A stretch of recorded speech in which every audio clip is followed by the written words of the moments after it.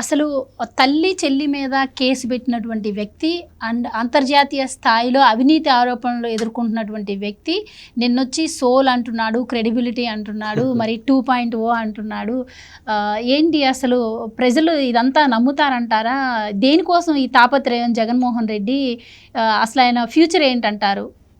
తాపత్రయం ఏమీ లేదండి. ఇప్పుడు తోలుబొమ్మలాట వాడు వస్తాడు చూడండి, వచ్చి వాళ్ళు అందులో ఒకడు ఉంటాడు అన్నమాట, కేతిగాడు అని ఒక క్యారెక్టర్ మనకు తెలుసు. మీకు తెలుసా లేదో నాకు తెలియదు. మా చిన్నప్పుడు తోలుబొమ్మలాటలో వాడు వచ్చి అట్లా నవ్విస్తూ ఉంటాడు అన్నమాట. అట్లా ఈయన అట్లాంటి క్యారెక్టర్ అనమాట. ఓసారి వస్తాడు యలహంక నుంచి, ఓ రోజు 2 రోజుల్లో ప్రజలు నవ్విస్తాడు, వెళ్ళిపోతాడు. ప్రజలు కూడా ఇదేదో సరదాగా ఉందిలే అని చూస్తారు అంతే, అక్కడ ఏమి ఉండదు. ఇప్పుడు ఆయన చెప్పింది ఏదైనా మీకు ఒక్క దాంట్లో ఒకటి కనిపించిందా? క్రెడిబిలిటీ అంటే ఏంటి అని మనం జగన్మోహన్ రెడ్డిని అడగాలి. అవునా? క్యారెక్టరు మీరు పిల్లలకి ఇవే నేర్పిస్తారా? మీరు చిన్నపిల్లలకి మీ ఇంట్లో పిల్లలకని అడిగాడు కదండి పాపం. వాళ్ళకి మీరు అబద్ధాలు చెప్పడం నేర్పిస్తారా? అసలు అబద్ధాలకి అసలు కేర్ ఆఫ్ అడ్రస్సే జగన్మోహన్ రెడ్డి. జగన్మోహన్ రెడ్డి ఆ మాట మాట్లాడుతుంటే మనకు వినటానికి ఎలా ఉంటుంది చెప్పండి? ఆయన అడిగాడు, పిల్లలకి మీరు ఇవే నేర్పిస్తారా మీరు ఇంట్లో పిల్లలకిట? మరి నువ్వేం నేర్పించావు జగన్మోహన్ రెడ్డి? మాకు తెలియదు, మేమైతే అబద్ధాలు నేర్పించామని మనం చెప్తున్నాం. అలాగే ఆయన చాలా కొత్త కొత్త పదాలన్నీ వాడుతూ ఉంటాడండి. అది స్క్రిప్ట్ ఎవడో రాసిస్తాడు, అది అయ్యో ఇవి నాకు వర్తించవు, నేను మాట్లాడుతున్నాననే ఒక ఇది కూడా ఆయనకు ఉండదు, స్పృహ కూడా. అది సమస్య. అక్కడ ఇస్తారు, ఆయన చదివేస్తాడు, అయిపోతుంది. మధ్యలో ఎవరినో ప్రశ్నిస్తున్నట్టు అడుగుతూ ఉంటాడు, అంతే కదా, ఇదేనా అని అడుగుతూ ఉంటాడు కదా ఏదో. అంటే కొంచెం ఆ విషయంలో మళ్ళీ మన కేసీఆర్ గారు గుర్తుకొస్తారు. ఏంటి రాహుల్ ఏమంటావు అంటాడు కదా ఆయన. అట్లాగే ఈయన కూడా ఏదో మాట్లాడుతూ ఉంటాడు. కేసీఆర్ అడిగే రాహుల్ ఉన్నారు, ఆయన హిందీలో పనిచేస్తారు, ఆయన జర్నలిస్ట్, హిందీలో ఉంటారు, ఎవరు ఉండడు, గాల్లో అడుగుతుంటాడు. అంటే ఇప్పుడు మీకు అర్థమైంది కదా ఆయనకు సంథింగ్ రాంగ్ విత్ హిమ్ అని. అంటే అక్కడ పాప ఆయన నిజంగానే అడుగుతారు, సలహా అడుగుతారు ఆయన. ఎందుకంటే రాహుల్ అన్న ఆయన కూడా ఒక క్రెడిబిలిటీ ఉంది, ఈయనకి కూడా కొద్దిగా గొప్ప కేసీఆర్ క్రెడిబిలిటీ ఉందిలేండి కంపారిటివ్గా. కానీ ఇక్కడ పాపం క్రెడిబిలిటీ ఈయనకి లేదు, అక్కడ ఎవడో ఉండడం, శూన్యంలోంచి ఎవడన్నా అడుగుతాడు ఆయన. ఇక్కడ ఎందుకు చెప్తున్నామంటే మీరేవో చాలా ఇదేంటి ఇట్లా మాట్లాడుతున్నాడు, ప్రజలు విశ్వసిస్తారా? విశ్వసనీయత అనేది ఆయనకే ఇచ్చారు, ఇంకెవరికి ఇవ్వలే ఆ పదం. అది జగన్మోహన్ రెడ్డికి, అది దాని హక్కుదారుడు ఆయన ఒక్కడే. అందుకని ఆయన అందరినీ అడుగుతూ ఉంటాడు. విలువలు సంక్షేమాలు అన్నీ ఆయనకి ఇచ్చేసారండి. అందుకని మనం చంద్రబాబు నాయుడు గారికి ఏం చెప్తున్నామంటే, సార్ మీరు సంక్షేమాల గురించి మాట్లాడకండి, ఆయన ఉన్నారు మాట్లాడటానికి, జగన్మోహన్ రెడ్డి గారు. మీరు చక్కగా విద్య, వైద్యం వీటి మీద మాట్లాడండి. మీరు ప్రజలకు ఏం చేయాలనుకుంటున్నారు? ఉద్యోగాలు ఇవ్వండి, సంపద సృష్టించండి, పోలవరం, అమరావతి, ఇట్లా మీరు ఇందులో జాగ్రత్తగా వెళ్ళిపోండి సార్. ఆ సంక్షేమాలు ఏదో, ఆ బట్టలు నొక్కడా లేదో ఆయన చూసుకుంటారు, మనకెందుకు ఆ తలనొప్పి అంటున్నాం మనం. ఏది ఏమైనా ఇవాళ జగన్మోహన్ రెడ్డి అనే ఆయన వస్తాడు, 2 రోజులో 1 రోజో ఉంటారు తాడేపల్లిలో, ఏదో మాట్లాడతాడు. ఆ ప్రెస్ మీట్ కూడా లైవ్ పెట్టలేడు, మీరు వెళ్ళి అడిగినా కూడా గట్టిగా సమాధానం చెప్పలేడు ఆయన పాపం. మళ్ళీ ఏంటమ్మా ఇంత పెద్ద క్వశ్చన్ అడిగామంటాడు. అందుకని ఆయన అలాంటి ఇబ్బందులు ఎప్పుడు పెట్టకండి. మీరు ఒక జర్నలిస్ట్గా మీరు వెళ్ళాలనుకుని పొరపాటును కూడా అనుకోకండి, చెప్తున్నాను పాపం. ఆయన ఇబ్బంది పెట్టద్దు. ఆయన అట్లా వస్తాడు, యలహంక పారిపోతాడు. మొన్న కూడా జంప్ అయిపోయాడు కదండి, ఆయన పని అయిపోయింది, వెళ్ళిపోయాడు పాపం. సంతకాలు ఏమైనా పెట్టి డబ్బులు ఏమైనా ఏమైనా టీఏడిఎల్ తీసుకుంటాడో నాకు తెలియదు, ఎమ్మెల్యే కదా, అలా ఉంటాయి ఏమన్నా?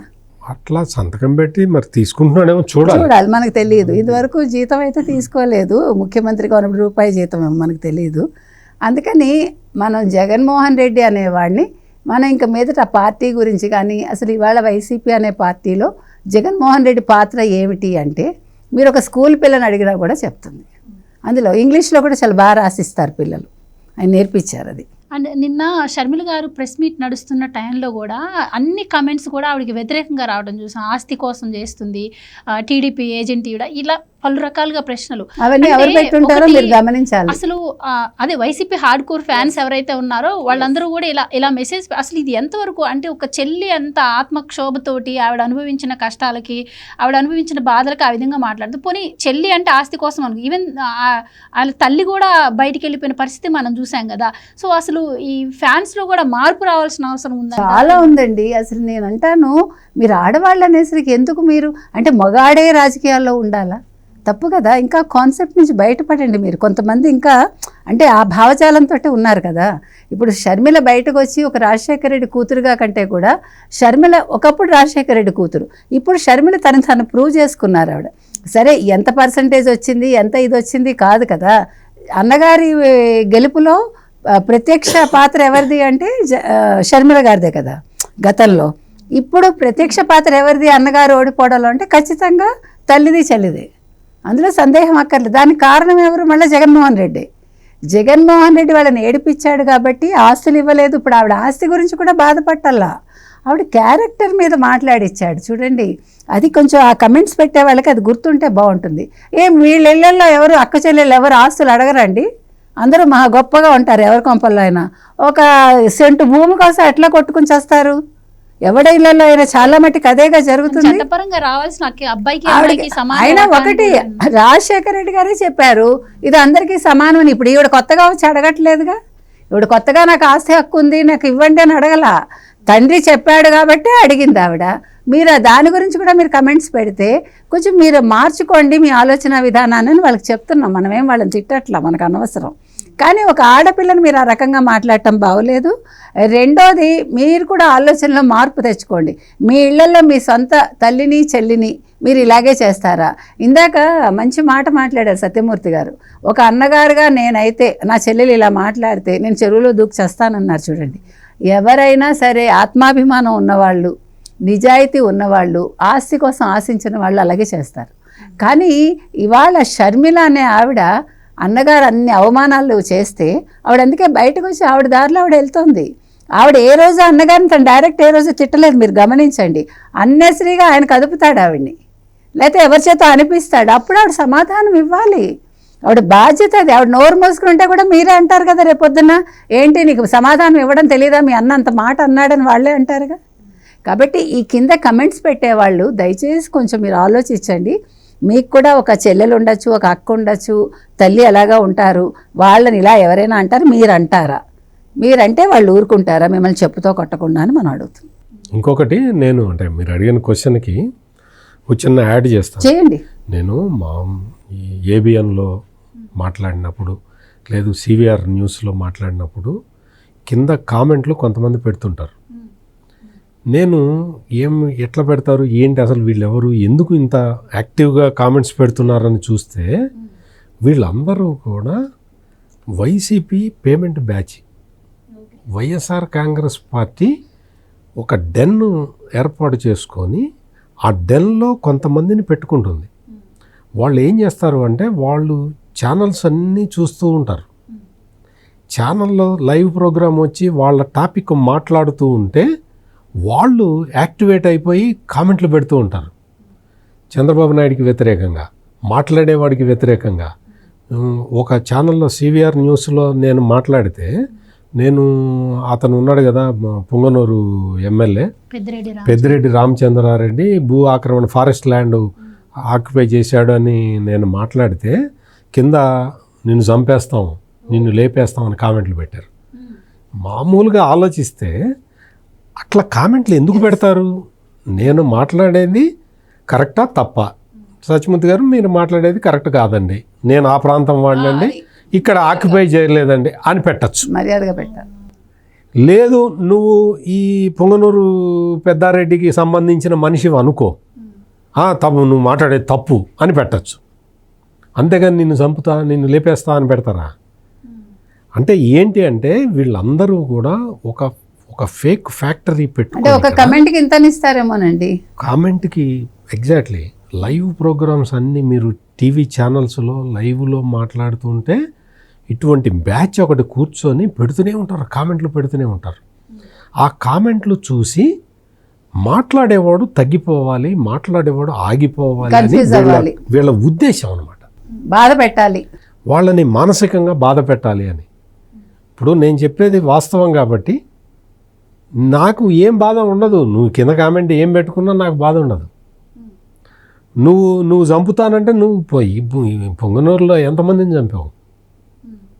అది పెద్ద నీకు చంపటం అనేది పెద్ద లెక్క కానప్పుడు నీకు ఎవరు మాత్రం ఏం చేస్తారు? చట్టం తన పని తాను చూసుకుపోతుంది. ఇప్పుడైతే నువ్వు చాలా చోట్ల దొరికావు కదా. అట్లాగే జగన్మోహన్ రెడ్డి చెప్తాడు, నేను మాట తప్పను మడమ తిప్పను అనేవాడు కదా. ఇప్పుడు అంటున్నాడా? ఎందుకు అంటలేదు? నువ్వు ఆ డైలాగ్ ఎందుకు మర్చిపోయావు? ఆ స్క్రిప్ట్ రాసేవాడు ఆ డైలాగ్ ఎందుకు గుర్తు చేయట్లేదు? రా జగన్మోహన్ రెడ్డి, ఇప్పుడు వచ్చి నువ్వేం చెప్తావంటే, నేను మాట తప్పను మడమ తిప్పను, నేను రాజశేఖర్ రెడ్డి కొడుకుని అని చెప్పు. నువ్వు క్రెడిబిలిటీ, ఈ పెద్ద పెద్ద పదాలు నీకెందుకు? నువ్వు ఆల్రెడీ చెప్పిన డైలాగ్ని మళ్ళీ వచ్చి చెప్పురా. ఇప్పుడు బయటికి వచ్చి నువ్వు రాజశేఖర్ రెడ్డి కొడుకుని, అసలు ఇంకోటి ఏంటంటే దుర్గా గారు, నేను రాజశేఖర్ రెడ్డి కొడుకుని అని చెప్పటం మానేశాడు ఎందుకు? ఇప్పుడు చాలా కాలం అయింది. ఎందుకు అసలు ఆయన పేరు కూడా తెలుసు. అర్థం కావట్లా. మీకు గుర్తుందా, ఎలక్షన్స్ ముందు తండ్రి ఫోటో తీసేశాడు, మీకు గుర్తుంది? తీసేశాడు. ఛానల్లోను పేపర్లోను తండ్రి ఫోటో తీసేశాడు. తీసేశాడు. అంటే ఎప్పుడైతే షర్మిల రాజశేఖర రెడ్డి కూతురుగా ప్రూవ్ చేసుకుందో ఇతను ఆ పని చేశాడేమో. అసలు నాకదే అర్థం కావట్లా. నువ్వు తండ్రి, నీ రాజశేఖర్ రెడ్డికి నువ్వు పుట్టకపోయినట్టయితే నువ్వు ఏదో ఒక, అంటే నువ్వు మామూలుగా నువ్వు 10th వరకే కదా చదివింది, మామూలుగా ఏదో చిన్న ఫ్యాక్టరీలో ఉద్యోగం చేసుకుంటూ బతకాలి, అంతే కదా. అంతే, ఒక కార్మికుడు. నీకు పోనీ 10th కాదు ఇంటర్ పాస్ అయ్యావా, పోనీ ఇంటర్ కాదు BA పాస్ అయ్యావు, నీకు ఏం ఉద్యోగం వస్తుంది? నీకు ఏం ఉద్యోగం రాదు. నువ్వు రాజశేఖర్ రెడ్డి కొడుకు కాబట్టి ఆయన ముఖ్యమంత్రిగా ఉన్నప్పుడు 1,00,000 కోట్లు కొట్టేసే ఆపర్చునిటీ వచ్చింది.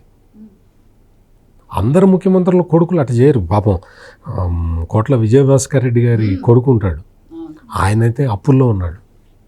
ఎంత సిన్సియర్గా అంటే అసలు మామూలుగా, అంటే వాళ్ళకి ధ్యాస ఎప్పుడు డబ్బుల మీద ఉండదు. మర్రి చెన్నారెడ్డి కొడుకులను చూసాం మనం.